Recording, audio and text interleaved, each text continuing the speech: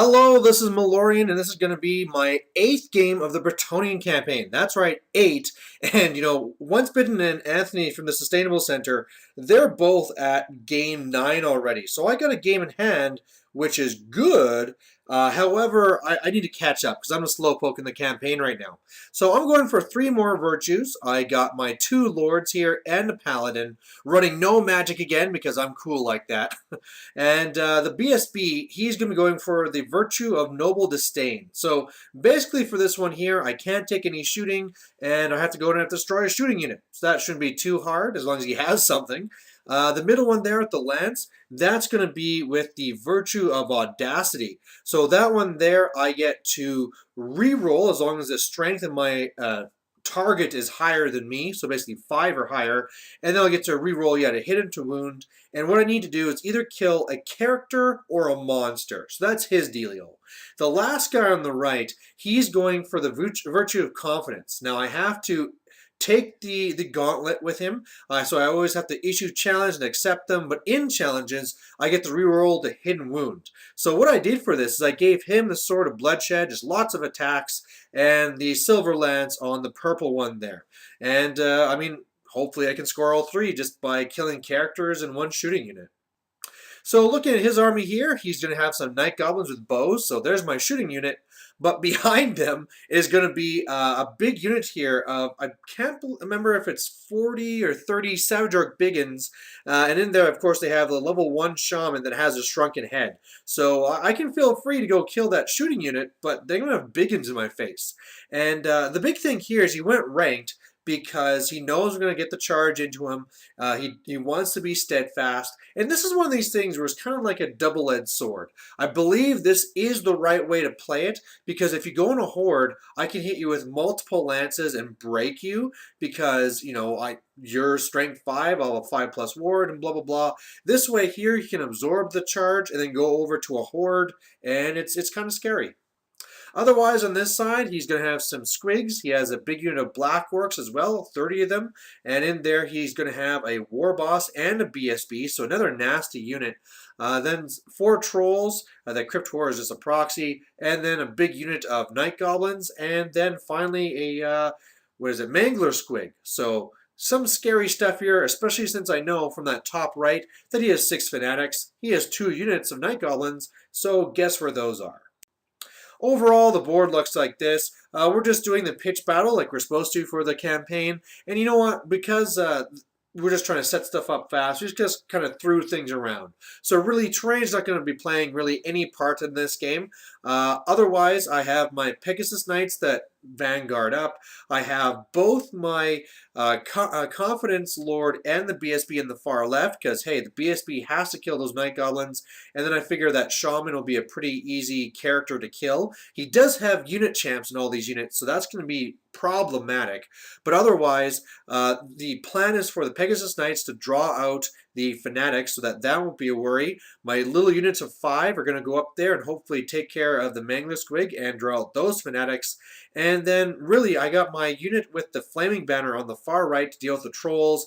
And then the hope is that my one Lord there that has the Audacity will be able to go in there and kill one of his characters for his thing, but I can't really do it alone. That's too much for him, so I need to crush one of the flanks so I can get 2 units into those Black Orcs. Otherwise, it's just not going to work. So first of all, I prayed, and he gave me first turn. So this is, he doesn't really have much shooting or anything anyway. But one thing that is scary is level 1 does have Foot of Gork, so that's going to be a little bit dangerous. But first thing I do is I just fly up here, and I just draw out all of his fanatics. 2 of them go through me. They're going to be doing 3 wounds, and I'm going to pass my test. So after my turn, basically this looks like this. Just went and moved up. I have no shooting, no magic, so pretty straightforward. His turn here, he charges his Night Goblins at my Pegasus Knights here, and I don't really know what the idea was. I'm pretty sure that even if there was nothing there that I could probably beat him because, Pegasus Knights are pretty awesome. Although I guess one's just down to 1 wound. But either way, I saw this as a perfect time to clear out all the fanatics. I fled, so I fled through the 2. He's going to be landing on the 3rd. And actually, the way it worked out is that he rolled like 3 or something crappy hits on me, and then at the end did no wounds to me. Killed a couple of his own guys, and this is looking great. Hopefully, just double charge and then go into the savages. Then he has Foot of Gork. So here comes a Foot of Gork. It's going to be smashing me. It's only on the level 1, but he just throws all 6 dice at it, and he gets it. And this could hurt quite a bit. But the first one just kills 2 guys. It was direct on, but I'm rolling my 5+5+ like a champ. Next one's going to go between the unit here and hit a few from each. And then he's going to go again. It's going to go after these characters here.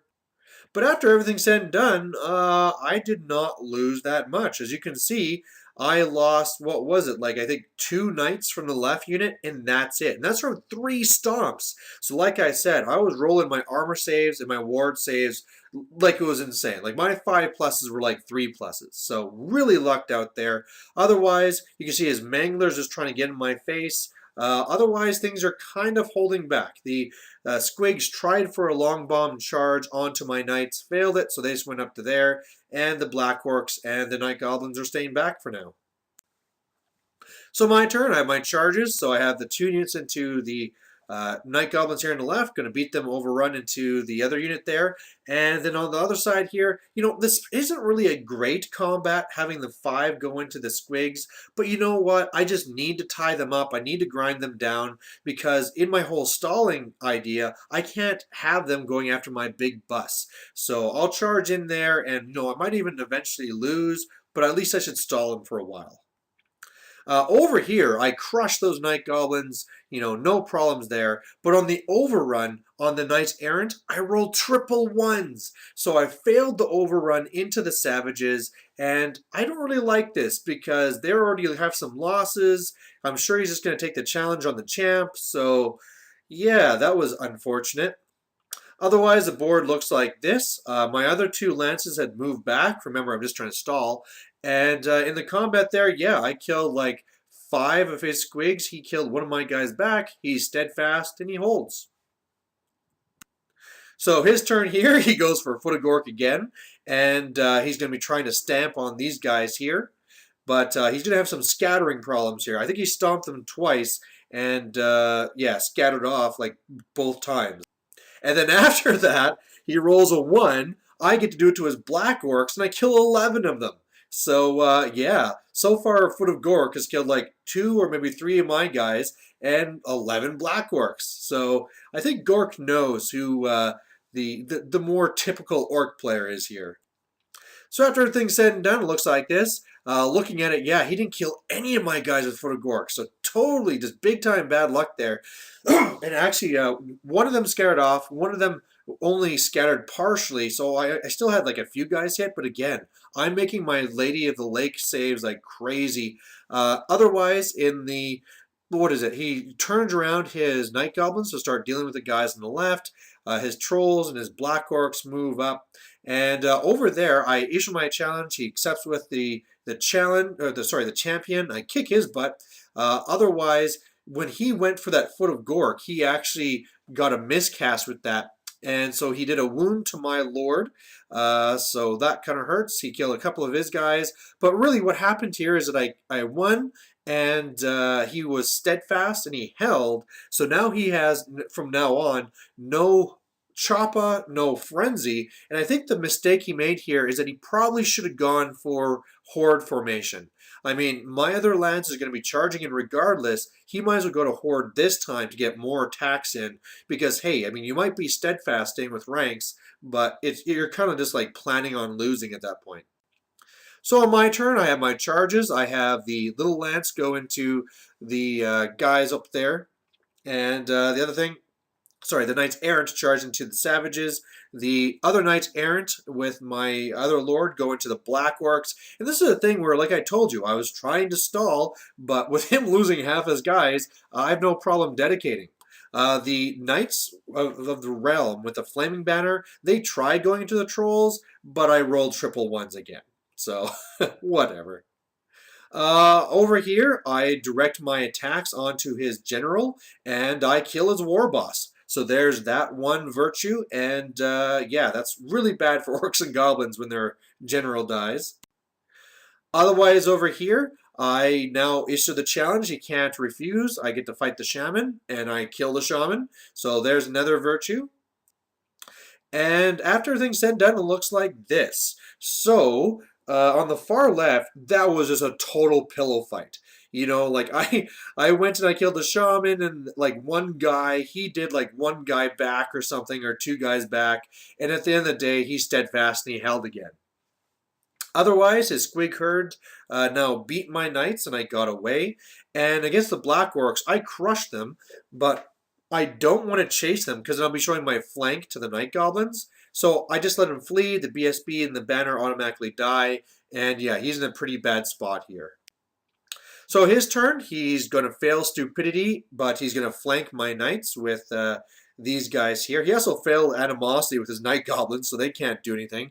I'm like 8.5 inches away right now, so he'd love just to inch up and get me, but yeah, some bad luck. And, you know, these guys will try going to the flank, but I'll be moving over my lord, and yeah.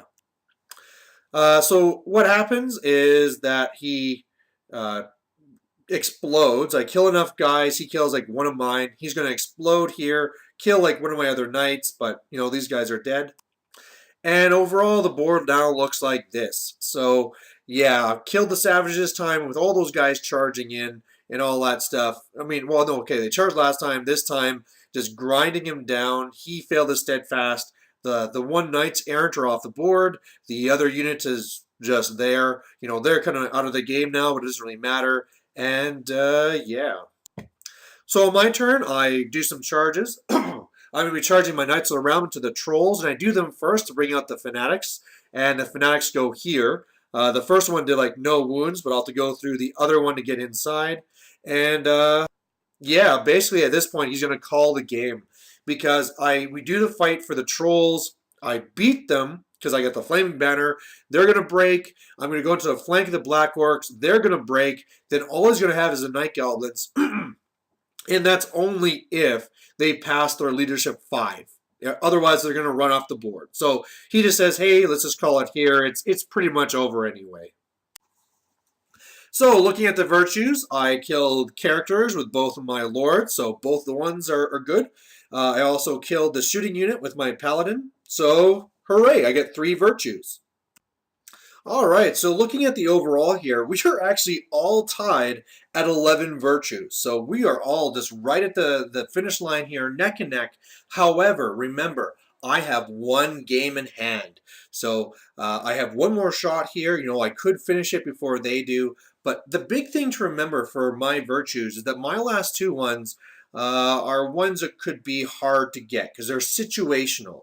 First one is the virtue of heroism, where after killing blow either a character or a monster. And so, you know, what if I don't face monsters? What if I face against, you know, tough characters? In this case here, hey, I killed 2 characters there with killing blow, or just in general, but I have to actually killing blow them. I have to roll that 6. Otherwise, hey, I killed a character. Did you roll a 6? Nope, no virtue.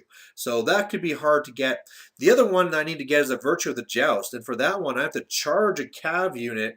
Although the other guys seem to do it out fast cav. So that makes it a lot more easier. However, you know, I don't see very much fast cav or cav in my meta. And when I do, it's undead. It's from the vampire account, so they don't break. So yeah, that could be an issue, but hey, we'll see what happens. And either way, you know, here we are. We're at the end of the races pretty much, and who knows who's going to win. So there you go. Thanks for watching, and we'll catch you later.